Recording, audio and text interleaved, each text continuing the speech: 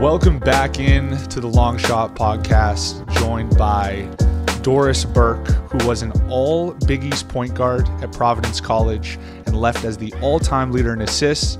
She then started calling Providence women's games on the radio and has since gone on to become one of the most beloved commentators in all of sports. The list of barriers she has broken in broadcasting is endless, but to name a few, she is the first woman to call a Big East men's basketball game, first woman to call a game for the New York Knicks, first woman to be assigned as a full-time NBA analyst, and last year she became the first woman to be an analyst for an NBA Finals game. And today, perhaps maybe her most impressive accomplishment to date, she is the first NBA analyst and the first woman to be a guest on the Long Shot Podcast. Welcome, Doris. Thanks for joining us. Oh, I'm so excited to be with you, Duncan. We were just talking before we started this, and I said we share something in common because when I read your imposter syndrome story and your talk with Eric Spoelstra about that, I remember sitting in Orlando going, I can sympathize with that. Well, you certainly have an illustrious career. So at this point, I hope it doesn't, carry over you too much. But I want to start off. Obviously, your broadcasting career is well documented to some extent. We're going to get into that more. But I want to start off by actually talking about your playing career a little bit. So for ourselves and also the listeners, can you just shine a little bit of light on you as a player and maybe give us a little bit of a breakdown? Yes, definitely. So you have the skill I was most envious of. I could get anywhere I wanted off the dribble drive. My handle was tremendous. I was comfortable with multiple bodies around me. I would be willing to embrace a double team to find the next pass.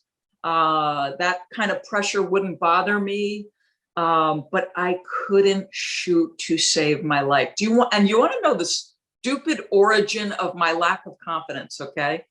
So, and this is so silly, but so when I was 7, we moved from New York to New Jersey, and right next door is a park. And that was the origin of me picking up a ball. So I'm 7 years old. I'm the last of 8 kids. My parents basically say, go find something to do. And I pick up the ball at 7 and I never put it down. And I actually in elementary school was a pretty good shooter, good driver. My freshman year in high school, I get moved up to varsity around December, a Christmas tournament in the town next to me on the Jersey Shore. And for some reason, I'm really nervous. And this other team is giving me free throw line jumper after free throw line jumper. It's my first varsity game, Duncan, and I just keep missing that free throw line jumper. And I quickly realized right after that, well, that's okay because nobody can keep me in front of them and let me go to the rack.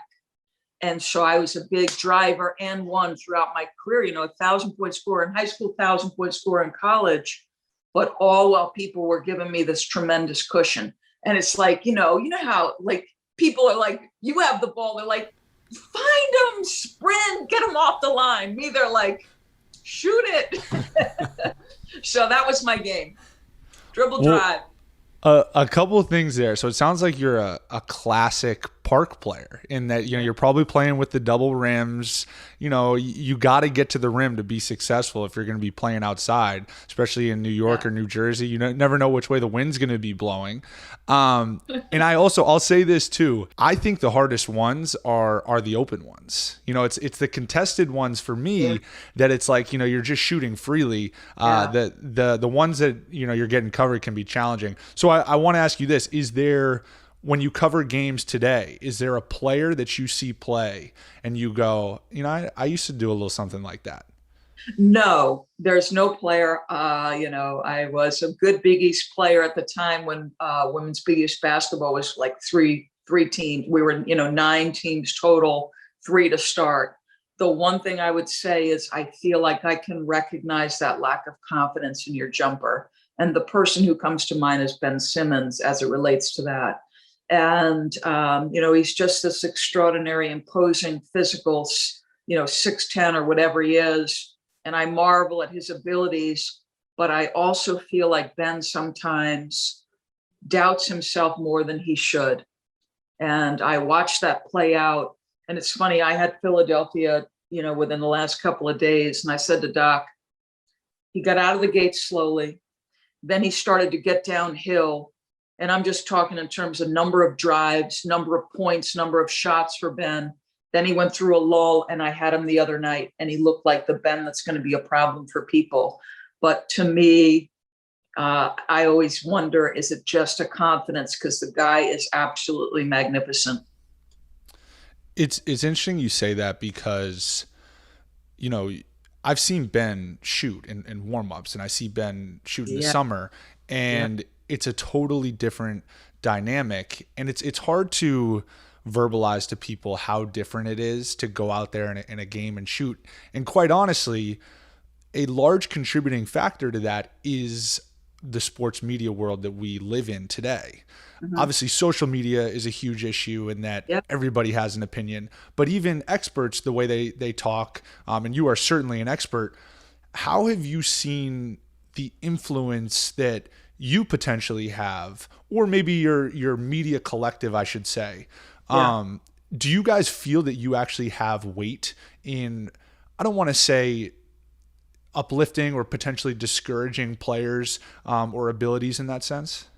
You know, I think number one, and this is any of us, you know, I hope if we open our mouths, we do it with a reasoned opinion or something supported by study, whether that's watching film, watching games, reading stories, talking to the players, talking to the coaches. You know, I'll just reference myself because I don't want to speak for what an NBA player may interpret. But I've said this, Duncan, like there was a long stretch of my career where I was disliked. I'm not sure particularly when I was covering men's college basketball, and certainly when I started as an analyst in the NBA. And I was doing two jobs in the NBA sideline reporting and analyst. Now I've moved just to analyst. But, you know, I've said that if Twitter and social media were more of a factor early in my career, and I had some of the things said about me in those spheres early before I had established some measure of confidence, I'm a pretty tough person, but I think I'm a pretty tough person. But I do think had that sort of weight, you know, kind of rained down on me early in my career, I'm not sure I would have been strong enough to withstand it. Because I have friends and family who will say to me, you know, boy, how do you endure what people say on social media? I said, well, some of it's funny as hell, you know, like one time somebody said, and this is pretty recent, somebody said, you know, some days Doris looks like she's 40 and some days she looks like she's 60. And I thought, well, shoot, is that a family member? Because that's how I feel. But Doris, Duncan said this in your intro, you have become one of the most beloved voices in the game, it seems. And that's on social media too. I marvel at when I look at your colleagues, they all speak so highly of you, whether it's Van Gundy or, you know, it's just, it's remarkable. Who are some of those guys, and women too, when you think back on your career, who extended that hand to you and helped you along as you grew in your career? Yeah, so there was a story out a couple of years ago. I think the first year I was an analyst full-time on the NBA. And it was Jeff who really encouraged me, right? So Doug Collins-Davis decides he wants to get back involved with the team, and he goes back to the Chicago Bulls, and that opens up an analyst role. And we obviously have a number of exceptional analysts across basketball, whether you're dipping down into college basketball with the Jay Billis, you know, and all those guys, Jay Williams, and then on the NBA as well. Like, we have a wealth of really good color analysts. And it was Jeff who really encouraged me to pursue it.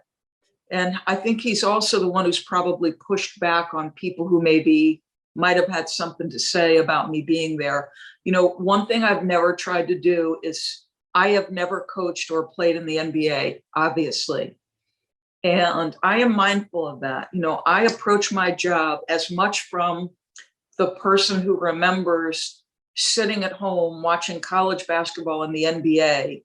And so the way I approach it is, I am just trying to get that viewer, to the best of my abilities, and the broadcast team, because there's so many people involved, as close to the action as I am fortunate enough to be. And so if a player, a coach says something to me that intrigues me, or I can feel it capturing the attention of the people I'm working with, then I'm going to do my damnedest to deliver that piece of information, to the viewer. I'll tell you something that intrigued me just today. So I have the Knicks coming up. Julius Randle's playing great. And I'm like, gosh, this guy is playing so much harder on the defensive end, so much harder and better. I mean, they just feel better. And so I reached out to this one young man that helps me in our research department. I said, what could just give me some level of comparison there? And he's like, of the power forwards with X number of possessions, he'd be like number one. He's top. And I thought, okay, my eyes aren't lying to me. So I can promise you on the Knicks game, as much as we're going to talk about Julius in another 40-point game, we're also going to draw attention to the fact that this guy has made a measurable commitment on the defensive end. First off, that's awesome. And in terms of Julius, obviously his performance, the numbers speak for themselves, but then also what the Knicks have been able to do this year. He's obviously the centerpiece and everything that they're doing. You talk about kind of the ethos of your job, or at least how you see it, is that you want to help viewers at home have this access that you have. How has this year, because it's such a unique year in so many ways, I've obviously experienced it as a player, how different it is. But I think something that's maybe lost in all this is how challenging it's been for people in your position, in that you've had this opportunity and access to be around players, be around teams, and now even calling the games over a Zoom or over a broadcast. How has that impacted, and how has that been a challenge for you when you talk about trying to create this experience for viewers at home? Yeah, it's so in the month of April, I'll be half in the arena and then half, from my home. And it's better in the arena, but I still feel somewhat distanced from you guys. And one of the things that's most helpful to me is we arrive at the arena maybe 3 or 4 hours in advance, and I can bump into players as they're hitting the floor. I can bump into assistant coaches. We're still getting access to the head coach. But here's the thing I like, Duncan. Number one, I want to say hello and know how you are all doing, right? Because your personal life and your professional life, like the rest of us, it's all part of our success in various ways. And also the other thing is, if I've said something objectionable, I would like for you guys to have the opportunity to say to me, hey, I disagree with that, or whatever. So I miss the human interaction. So Jeff Van Gundy, Mark Jackson, Hubie Brown, they have played or coached in the NBA. They have had their livelihoods on the line. I can't replicate that. Maybe a woman who comes out of coaching in the NBA, she can do that. What I have found is the number of cues that actually help me do my job. And I'll give you one, for instance. Our crew had the Kevin Durant return game from his injury. And we were from our homes, which meant the home crew was in part giving us our feed, in part. But I don't have eyes on Kevin Durant. So we spoke to Steve Nash, maybe 90 minutes to tip via Zoom call. He sort of expected that Kevin would start, but in the 90 minutes between tip and that, it changed. One of the things I believe in is body language is significant. I'm not catching everybody's body language. I'm not catching Duncan Robinson's interaction with Jimmy Butler all the time, because I'm not in the arena picking where I want my eyes to go. I am at the mercy of the camera feeds in front of me. And so there's a million things I miss. I would say the human interaction is the single most important, but I realize now, Duncan, like how many cues I pick up in arena that help me to do my job.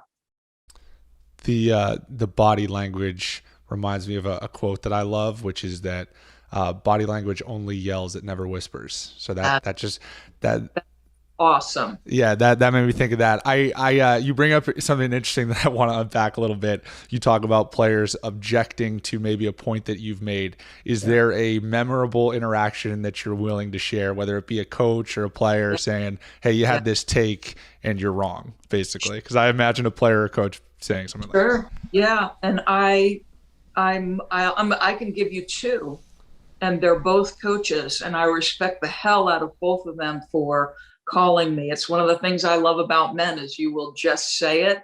We'll look one another eye to eye, and generally speaking, we're going to move on from that.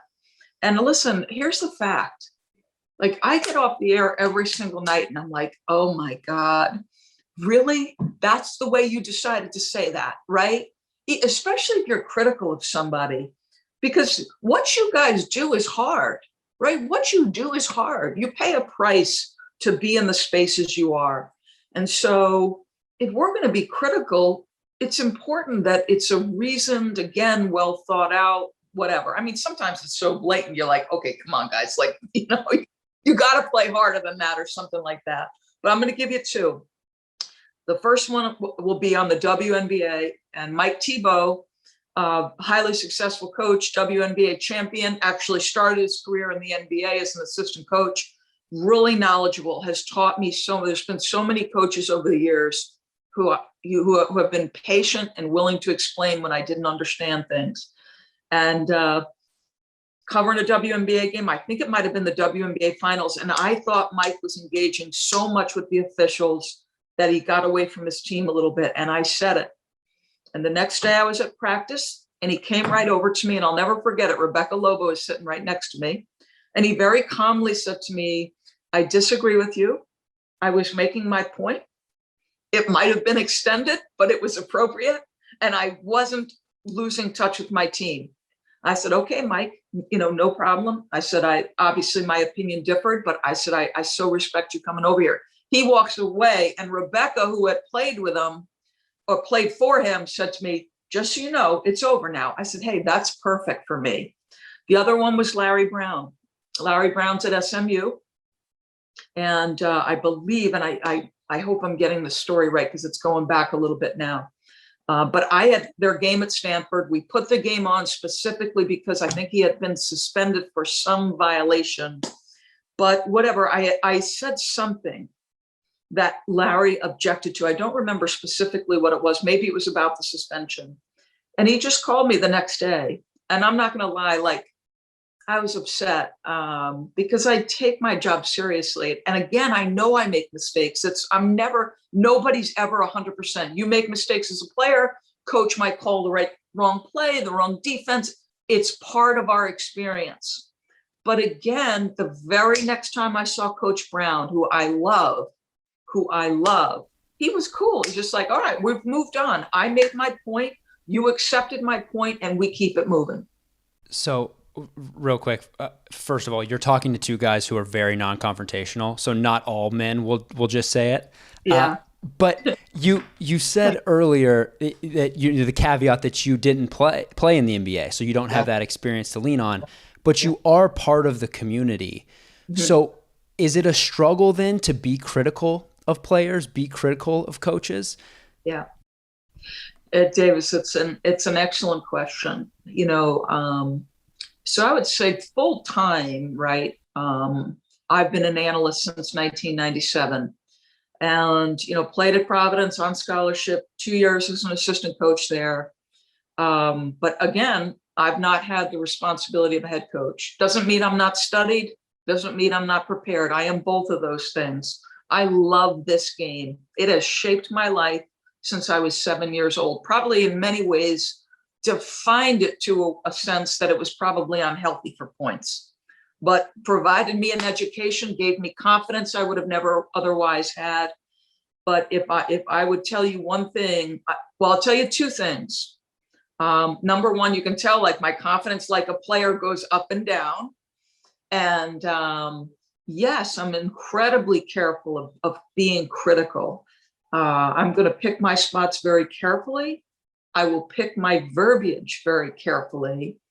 And that's hard, right? We all want to just celebrate the game. But the fact of the matter is my job requires me to do two things, which can be a challenge for me. And it's why I put a lot of time into it. It's, being critical. And then like one thing that gives me such stress is voting for these NBA teams and MVPs and Defensive Player of the Year, because you're talking about people's legacies are at stake. Sometimes money's at stake. Like there's a lot on the line. I'm not making these votes, casually. I don't want to be embarrassed either, right? If I pick the wrong person for X or Y. So, but that was a long-winded way of saying, yes, Davis, it's other than relaxing and having fun on the air, I'd say that's the hardest part for me, is being critical. And the thing that made me relax on the air was probably about almost a decade ago now. My son and I were watching the Olympics, and we're just sitting next to each other, and the announcers on the respective summer Olympic sport, they were having fun. They were laughing and joking. And he just looked at me and he said, Mom, I'm not sure you understand that when you're on the air having fun, we are at home too. I thought, man, that's right. It's okay to relax and enjoy and have fun. And so I think that's advice that Duncan and I can take also. I'm taking notes over here. You best believe it. It's so clear, like your love and passion for the game. I guess I don't want to assume, but I got to imagine you always envisioned yourself doing something in basketball. But was it for you? Was it broadcasting, or did you think you were going to coach, or how did this all kind of materialize into what it is everyone sees today? Yes, so it's almost laughable that I would be in the position I'm in, because I like to say I had bad hair, bad clothes, bad teeth, and bad skin at Providence College. And literally the only thing I cared about when I was a student athlete at Providence was, could I get a jump shot to match my dribble drive ability, because I knew I'd be unguardable.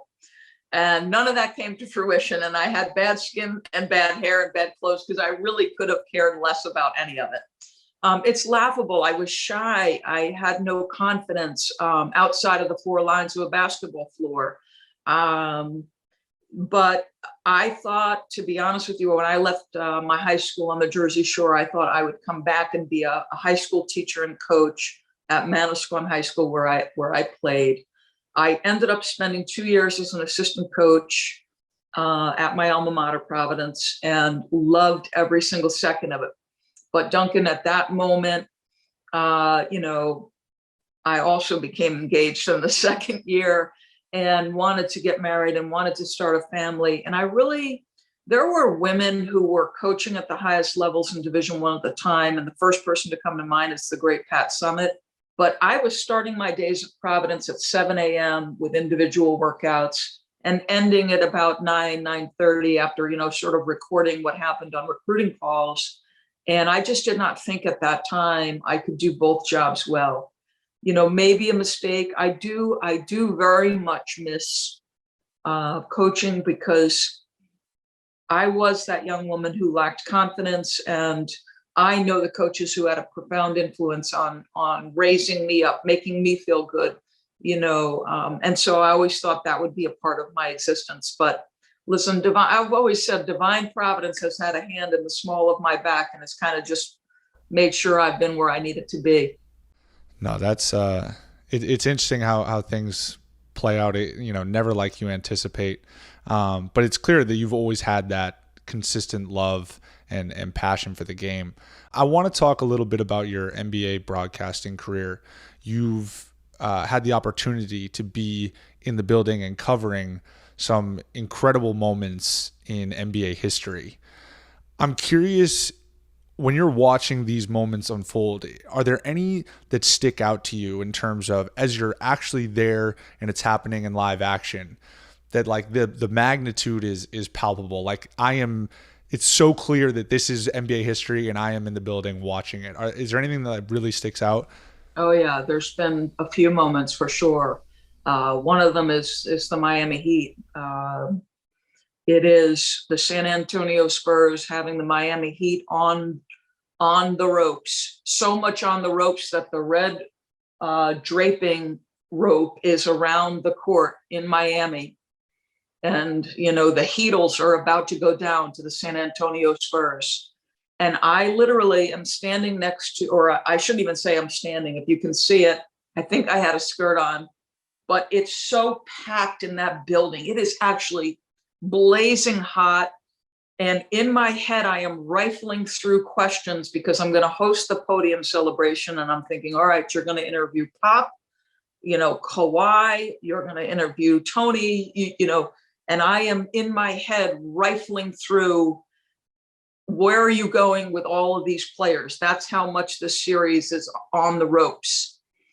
And I've got the armband on my arm, which will allow security to let me to get to that podium celebration. And longtime NBA employee by the name of Todd Harris, who is now deceased, but one of the finest human beings I've ever met, he is ready to escort me out to the court.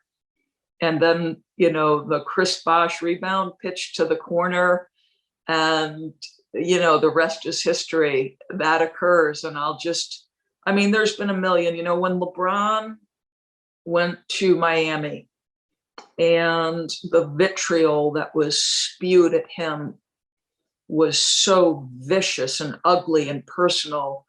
And then to be there for his first championship, to be there for his first championship in Cleveland, Game 7, to be standing behind the benches at times, right? And you're listening to the conversations and you're seeing these guys interact with one another, and you can almost feel the pressure on their shoulders. It's really, I know how lucky I am, really and truly, to have been there. I appreciate you, Davis. I'll let you get to your question, but I appreciate you bringing up a Heat moment. We have a lot of Heat listeners, as you could maybe imagine. So that's great pandering for us. So thank you for that. I was actually going to say the exact same thing, Doris. Our listeners are going to love that you went to 2 Heat moments, which is incredible. I've heard you talk about that Game 6 in 2013, and then obviously Miami goes on to win Game 7, and you have an interaction with Pop afterwards. Oh, yes. After he's now lost 2 in a row to lose an NBA Finals. Can I ask you just to share that story? Yes, and if you'll indulge me, I'm going to share one other one before the Pop moment. So the next day after they lose Game 6, we obviously sit down with the players and coaches. And you guys know how stoic Tim Duncan is. But Tim Duncan walks into our interview room. They've dropped Game 6. And I just look at him and I say, oh my God, I just want to hug you, right? Like, I am the mother of us, both a son and a daughter, but my son is sort of in the window of these men's ages. And I'm like, I just want to hug you. And he laughs and he does the interview. And, Tim was just level and cool and he was fine. And he knew there was a Game 7. But then he stands up to leave this really small interview room in the Miami Heat arena. And we just sort of lock eyes and we laugh. I don't know, it's just we laugh because he's like, you don't have to hug me. I'm 100% fine. So out he goes. So they drop Game 7. And everybody knows, Greg Popovich and sort of the difficulties of interviewing him in all circumstances, et cetera, et cetera. But they've dropped Game 7. So maybe arguably the worst moment of this guy's career, Davis. Maybe not, and he has such great perspective anyway. While I know basketball is the single most important thing in the moment, I also know that when you guys leave, obviously you're human beings with much more important things to worry about and consider. But he's walking out and he's he's changed out of his suit. He's in sweats. He's got this garment bag over his shoulder. And I am about to literally cross paths. And I just am dying for everybody. As happy as you are for this group, you're dying for the other group. So I step out of the way. Pop grabs my shoulders. And he said, now, Doris, what will you do in the off season? Thinking to myself, how the hell do you have that kind of composure? But it's so Pop. And he grabs my shoulder. I said, well, Pop, actually, believe it or not, I'm going to make a trip to Napa. I want to go out there. And he said, here, I want you to call my secretary and before you go. And he literally sent me the longest email go to X, Y, and Z, these wineries, here's where to have dinner, do X, Y, and Z. And, listen, I'm not going to sit here and tell you that there were not moments when I was interviewing Pop and I got those brusque answers that I wasn't either, angry, embarrassed, all the things all of us have talked about over there on the sideline when it's not fun. But I also know that is so far from who the man is, right? He's this wonderful, thoughtful, incredibly successful human being that I have just such great respect and admiration for. It's really cool to hear moments like that, because I think a lot of people's interactions with him are in those little spurts where it's like, come on, he's putting this poor sideline reporter through it right now, but there's so much that's come to light about who he really is as a person, and that story really encapsulates it. I want to ask you, you were alluding to earlier about when that game 6 is coming down to the wire, and all these things are going through your head in terms of how you need to execute your job. How do you kind of weave in and out of being a fan, because that's like you love the game and you have passion for the game, doing your job at a high level, and kind of being able to do both, because you want it to be enjoyable for you as well. I'm sure you've gotten good at it to be able to do that, but there has to be some sort of a balancing act there, I imagine. Yeah, and I'll tell you one moment that really sticks out for me. And again, I think people think we root. I mean, I have to be honest with you. I grew up a Knicks fan. And so to watch a little bit of their success after 2 decades of abject failure, is somewhat fun for me. But when I sit in the chair to be an analyst, or when I'm a reporter, I'm not a Knicks fan. I'm an NBA broadcaster. And you do have some measure. I think people can lose sight of the fact that we have objectivity, generally speaking. We're not home broadcasters, so we don't get to sort of root.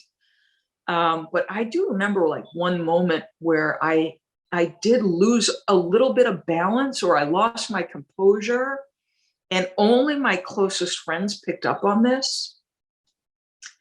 And the Mike Breen's stat man, the great Dave Freed, also picked up on it. And he called me out on it on the ride back to the hotel after the game. When Cleveland won Game 7, Duncan, and LeBron fell to the floor and is weeping, and his shoulders are going up and down because he's I think he's crying, he's crying. And literally, I've got to interview him, and I'm getting choked up because of this emotion I'm seeing with this guy. And the first question I asked him, you could actually hear my voice crack. And only my closest friends picked up on it. And Dave Freed said it too. He's like, did you get emotional? I said, David, don't say a word. And it had nothing to do with, I was rooting for them. I mean, we had compelling series after compelling series. Steve Kerr and Steph and Clay and Draymond, they have been such an absolute pleasure to cover. But in that moment, the human moment of, oh my God, this man is losing his mind because he's won this championship for the place he grew up in. I remember that. I was like, oh my God, I hope nobody noticed, Just because the pandemic has turned our lives upside down doesn't mean you have to let the new normal of stress and anxiety be your normal. Talking to a therapist is a great first step. It's a signal to yourself that you're ready to be the one in control. By seeking help, you're giving yourself a chance to heal and to grow, to overcome the difficulties and uncertainty of this past year. Talkspace lets you send and receive unlimited messages with your dedicated therapist in the Talkspace platform 24/7. With Talkspace, you set goals with your therapist and they hold you accountable and make sure you're really progressing. Therapy can really help you shift your perspective, find tools to cope in difficult times, and really be a guiding light. Talkspace is a fraction of the cost of in-person therapy. Instead of waiting for an appointment, you can send unlimited messages to your therapist 24/7, and they'll engage with you daily, 5 days a week. As a listener of this podcast, you'll get $100 off your first month with Talkspace. To match with a licensed therapist today, go to Talkspace.com. Make sure to use the code LONGSHOT, one word, LONGSHOT, to get $100 off your first month and show your support for our show. That's LONGSHOT and Talkspace.com. Davis, seems like these days everybody's shopping online. And of course, we've all seen that promo code field taunt us at checkout. But thanks to Honey, manually searching for coupon codes is a thing of the past. Honey is the free shopping tool that scours the internet for promo codes and applies the best one it finds to your cart. Honey supports over 30,000 stores online. That's a lot of stores, Dave. They range from sites that have tech and gaming products to popular fashion brands and even food delivery. Let me paint the picture for you, Dunk. Imagine you're shopping at one of your favorite sites. When you check out, the Honey button drops down and all you have to do is click Apply Coupons. Wait a few seconds and Honey searches for coupons it can find for that site. If Honey finds a working coupon, you'll watch prices drop. Let me tell you, we got Mother's Day coming up. You best believe I'm going to be using Honey to get my mom something nice for Mother's Day. Maybe some flowers, get a nice $10, $15 off, 10, 15%, whatever it is, I'm going to be turning to Honey for sure. And get this, Dave, Honey has found it's over 17 million members, over $2 billion, $2 billion with a B dollars in savings. And I'm proudly one of those members. You're a smart man. So if you don't already have Honey, you could be straight up missing out on free savings. It's literally free, installs in a few seconds, and by getting it, you'll be doing yourself a solid and supporting this podcast. I never recommend something I don't use. Get Honey for free at joinhoney.com/longshot. That's joinhoney.com/longshot. I want to talk a little current NBA. We were talking a little bit before we got on live, but I just want your thoughts on the MVP race right now. Obviously, you have a vote, and I'm really curious, do you see this at this point basically as a two-person race between Jokic and Embiid? And on top of that, I also want to ask kind of a follow-up in that, how do you feel that media really shapes these narratives? And for example, like Embiid, it's almost like a bully pulpit tactic where he goes into these post-game press conferences and he starts talking about how he should be the MVP, and it just kind of puts himself in now the conversation. You watched Harden do it earlier this year as well. I just kind of want your opinion on that kind of as one big question, I guess. I know I asked you to, but bear with me. I'd say they're smart for doing it. They're smart. He's smart for doing it, just like Ben is smart.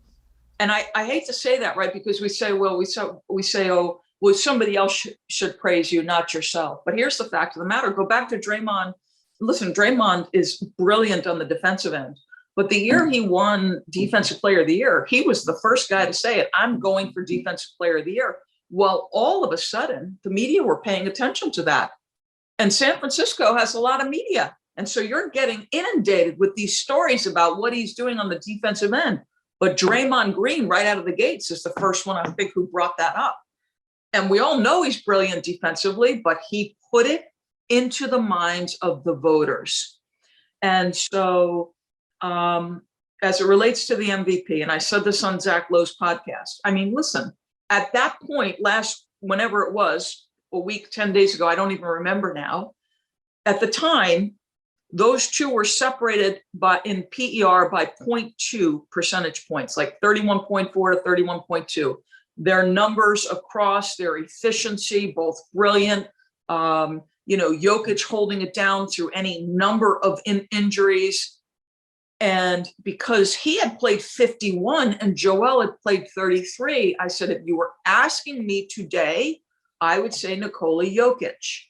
One thing that Zach said that surprised me, and then I saw the follow-up article by Tim Bontemps, was that he thought it'll be a landslide. And I'm thinking, not if Joel comes back and dominates, not if he gets to 50. I don't even know what's possible. I'll have to look because I have a game Sunday and Monday, and I'll if he plays the rest, I'll know what he's capable of playing.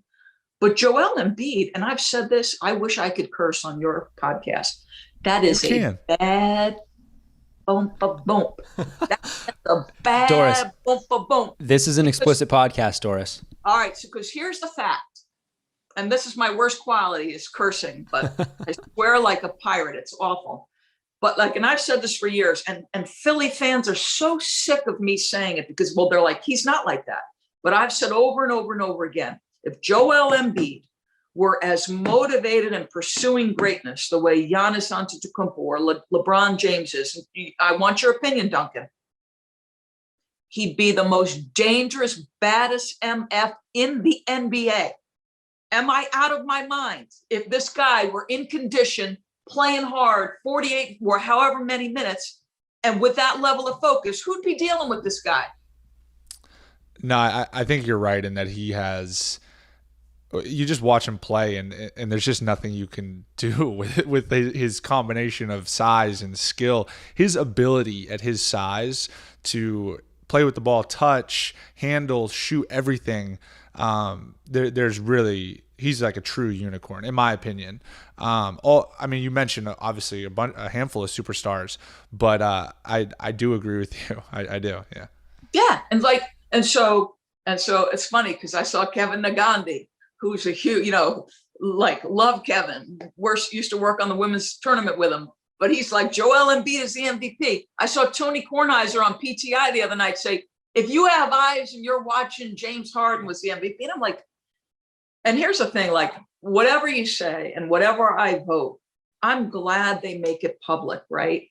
I'm glad, because you have to be reasoned. Again, it doesn't mean we're right. And fans are going to think you hate this guy. I love Joel Embiid.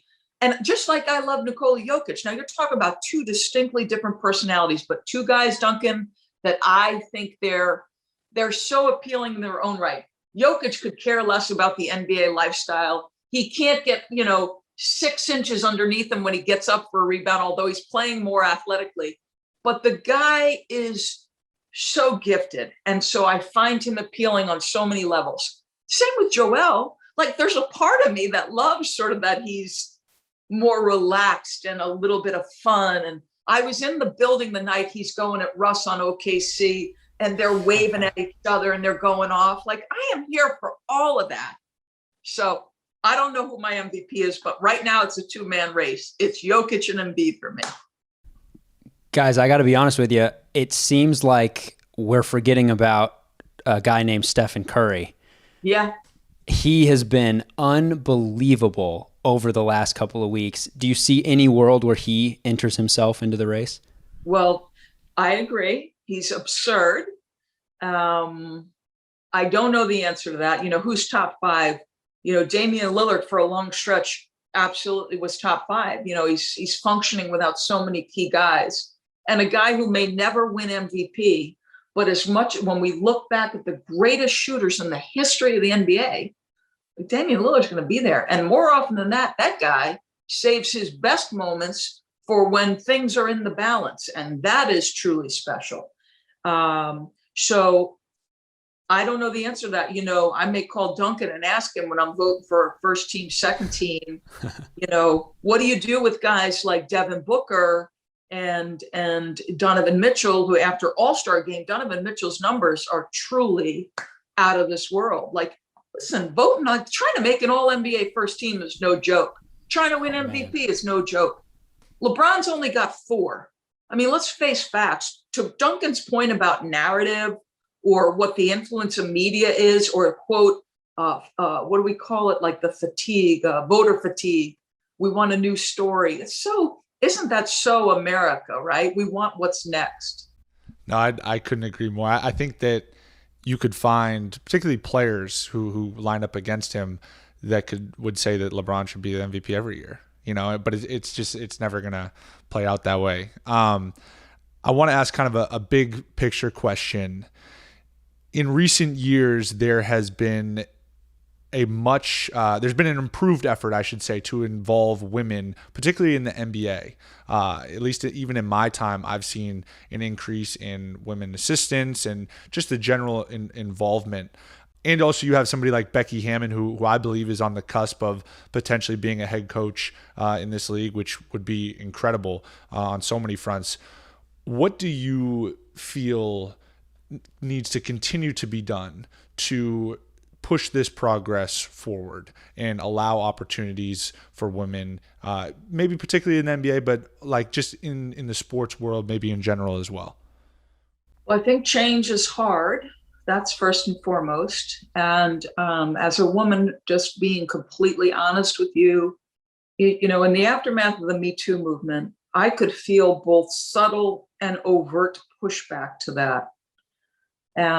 Meaning And this doesn't have to be in the sports world. This can be my friends in the business world where, you'll get somebody go, well, you can't say anything to a woman anymore. You can't tell her she looks this or that. Well,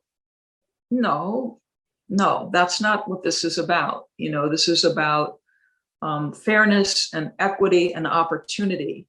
And one thing I'm going to say about this next generation of women, like I look at Candace Parker, and I can't tell you guys, like watching her on that set in TNT, because she's young, right? She's reigning defensive player of the year in the WNBA. I watched Candace. I was in the building the first night she dunked at Tennessee. It was in the NCAA tournament against Navy.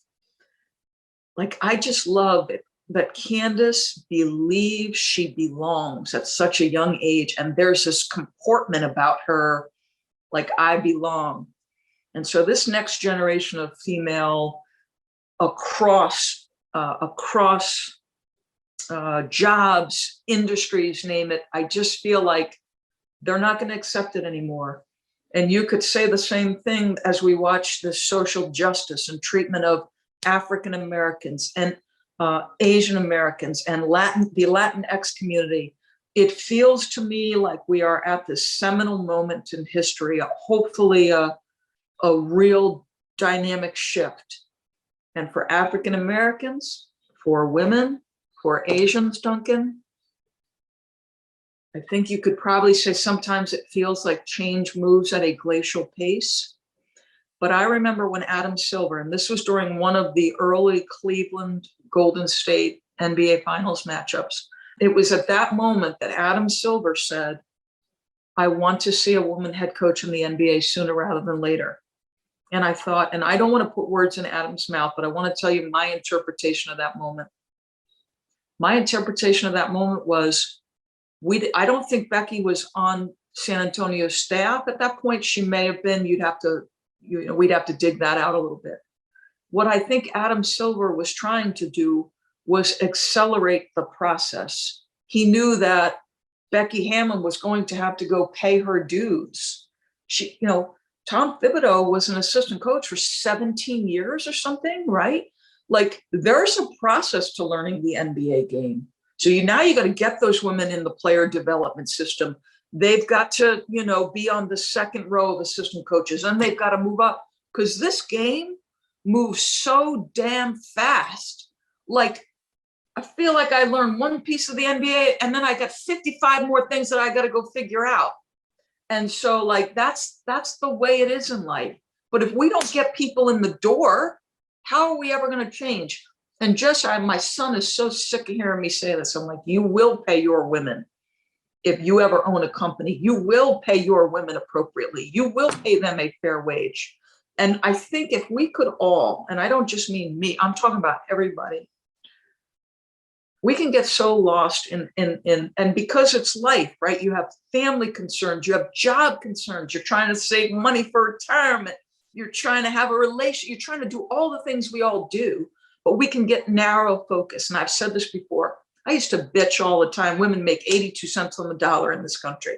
And then I heard Jamel Hill and Carrie Champion do a program on ESPN before they left. And they said, well, African-American women make 65 cents on the dollar. And if you're Latinx, you're absolutely screwed because you got no shot. And so it's like, and obviously no shots, a little bit of an exaggeration, but you see what I'm saying? My prism was women when I needed to widen my prism and not just think in terms of a gender. Yeah, it's sometimes I totally hear you with the feeling as it moves at a glacial pace. Sometimes it helps to have that context and that perspective to see, okay, well, we're at least moving in the right direction. And not that that's good enough, but to maintain accountability and at least maintain understanding that this is a priority and this needs to continue to be pushed forward. And obviously having people like yourself as advocates and using your platform and your voice, I think is undoubtedly helping and continuing to push this important conversation to the forefront and continuing to push qualified candidates. Because that's the thing I think a lot of people might lose in all this is that these women that are on these staffs are really, really good at what they do. They're the best at what they do, and they're bringing something to an NBA staff or as an analyst, a perspective that is missing, quite honestly, in my opinion. You've been awesome, first off. Thank you so much. I feel like we've taken so much of your time. Before we get to our little undrafted segment, we try to ask all of our guests one question, and this is more of kind of about your journey on your career as a whole. And I'm curious if there is a specific moment or a conversation, and you've touched on some already, but if there's one that sticks out to you as a turning point or as a springboard for your success, where things kind of, you look back and recognize that things really kind of started to change for you. Yeah. I mean, there's been a million of those. And it's, as you know, when you're trying to get better, you got to put in the work, and then you have to have some lucky breaks, and then you have to have people in your corner. Here, as an analyst, the advent of the WNBA changed my career, because I was doing women's college basketball games probably about 25 to 30 in the winter. When the W started in 1997, I could now do another 25 to 30. And for the first time in my career, do what Dick Vitale and Bill Raftery and these guys did, which is just be a basketball analyst. So I could make a living between two seasons. That's one. And then because I was at Madison Square Garden as the Liberty announcer, the head of Madison Square Garden Network thought well enough of my work that he said, if Clyde ever takes a night off, I want you to do it, because we think your basketball knowledge is that good. So that's another break. In 1999, this man, Bob Stites, who's now works for the Sixers, he was the commissioner or associate commissioner of the A-10. Now think about this. You know what the Atlantic 10 was like back then. It was like fighting for respectability. It wasn't the Big East. It wasn't the ACC or the Big 10 or the Big 12, whatever. And he made me the lead analyst in 1999 for the A-10. But you have to have some intrepid spirit. Pop deciding that's it. You know what? I just conversed with this woman for 7 hours or whatever on the way back from the Olympics. She's good enough. Let me hire her. So there's been a million of those, Duncan. Love that. Thank you for shining some additional light. So to wrap it up, we're going to do our undrafted segment here, kind of like a quick hitter little segment. Just to reiterate, we're going to give you 3 different topics, and we just want you to pick kind of the undervalued, the underappreciated, or the undrafted of each of the topics. So I'm actually going to start it off. Dave will bat second here, and then I'll finish it. The first one is a perk of your current job that you feel is kind of lost in everything. Oh boy. Well, I think people think traveling is glamorous. I think because you're a player, that it can be a grind. But the one perk that I think can be overlooked, and a lot of times I'm just seeing hotel and gym, but say during an NBA Finals or a conference finals, we might have the good fortune of spending 3, 4, 5 days in a city, and we might have an off day. So the opportunity to have traveled to any number of cities across the United States and see those cities, even if it's a little less than probably people think, that's a big perk, I think, traveling. I like that. Yeah. I can definitely reiterate. I love that as well. I love being in different cities and seeing our country, and, Toronto obviously in this setting is great, but there are parts of NBA travel that are not glamorous. That's coming from somebody.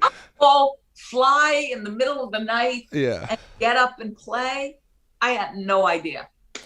With that being said, it's all relative, because I spent a year traveling in the G League, and that is the definition of not glamorous. So I try to keep it all in perspective.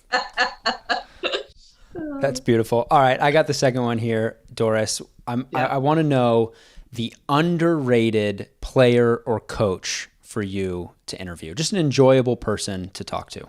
Oh, gosh. Underrated player or coach. Man. This is a good one. I'll tell you who I really love interviewing. I mean, everybody has been great over the years. And I will say, I'm going to say this to you guys, just as it relates to the point you made, Duncan, about sort of society changing. is like the interactions between me and the players. I do think has been part of what has changed people's attitudes toward me. Because if the best players in the world are having dialogue and showing a measure of respect, because I'm obviously respecting the job they did, I do think that that has a profound effect on people at large. I'm going to say Damian LIllard. And it's not even just with me. Like I watch him with Brooke Olzerdam, their sideline reporter. And it's like, it's a grind every day, right? We're in these guys' face multiple times a day. We're in their space in the locker room, which I wish to God we never had to enter a locker room. But Damian, like, it's always a thoughtful answer. You can see him hesitate for just a minute because he's processing it. And despite the fact that it's constant in your face, because he's like the best guy every single night, you know, he's doing it night after night after night. And the fact that he shows up every time ESPN is in the building, he never turns us down. You know, for us, it makes like the fans want to hear from the players. They are there to watch the players. So if they sit with us, if they give us a time, I love that. So I'm going to say Damian LIllard. I'm sorry it's not a lesser known, because I think you were sort of looking for maybe somebody who was lesser known there. No, that's a great answer. I think any answer other than Pop would have been a good one, because that's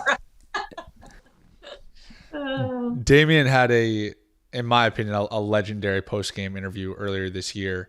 It kind of caught on and went viral a little bit, but they had just won, and he started talking about, he was asked about his endorsements and all these different things, and he went on this little monologue about like how the work comes first, and all of this is, you know, he has access to all of this stuff because he handled his business, and he continues to handle his business and keeps that the priority, which I loved.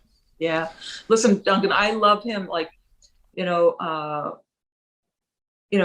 he grows up in Oakland, he goes to school in Ogden, and he performs in Portland professionally. And he has made a commitment to each of those three places. He does it without pounding his chest. He does it without, you know, trying to get fanfare for it. You're talking about just a quality human being. And I mean, there's so many of those stories. You know, Mike Breen said this. See, I'm going to wear you guys out. You're like thinking you're taking up my time. Like Mike Breen said this last year when we were trying to do a good job in the bubble, documenting obviously the winners and losers, but also documenting the unique space in which you were working, but then also the pain that all of the players were feeling about the country at the time. And Mike Breen tried to make the point, and I thought appropriately so, like, these guys are doing this in their communities long before the death of George Floyd. Like, they've long made commitments to the places they're living and working and trying to make change. So, no, absolutely. That's a great point for sure. And I want to wrap up the undrafted. We hear that you're a fried chicken fan. That's your favorite food. So give us a kind of a diamond in the rough, maybe the hidden gem of fried chicken spots. here's the most embarrassing thing I do. I mean, at this point, I'm now, because I'm 55 and like weight doesn't come off as easily. If I go to Memphis for a game, I've got to time my arrival so that Gus's Fried Chicken is closed. Because otherwise, I'm walking in there, I'm not getting any of the sides. I don't want the white bread. Don't give me the mac and cheese. I want nothing. Give me that brown paper bag of like 8 to 9 pieces of fried chicken. Oh, yeah. And then I am just having at it. Fried chicken is a personal weakness, and I'm a decent cook, but I have never been able to make fried chicken well. If next time you're in Miami, you have to check out KYU. Okay. They have, it's not quite like Gus's. It's not the brown paper bag, but it's not like a super upscale restaurant either. But they make fried chicken, and it is incredible. To this day, it's the best fried chicken I've ever had. Wow! So there's you had Gus's. Yes, yeah. And we better. It's a different type of fried chicken, I might say. Okay. I will say Gus's after a game, particularly after a win back on the plane, is as good as it gets as well. Nashville hot. There's a very famous restaurant there. I'm not going to remember it. I went to a women's Final Four there once, and this place was dynamite, and their fried chicken was great, but I can't remember. It's been years. Love it. That's awesome. Doris, thank you so much. You have been just a joy to converse with and interview. Thank you for all your insight, and thank you for your time. More importantly. Oh, thank you for having me. It's so fun. Thank you, Davis. Appreciate it. Thank you, Duncan.